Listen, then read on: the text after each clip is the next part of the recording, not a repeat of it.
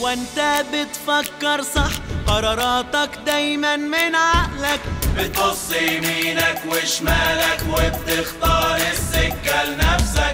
يا ابيض يا اسود مش بتقلد غيرك ولا بتشوف بعينيك، بتشوف الأحسن وتروح له وهو ده اللي تكيش فيه. وعشان انت بتفكر صح هاتشو 5 سمارت فون من هاي سنس وخلي الدنيا تقلدك انت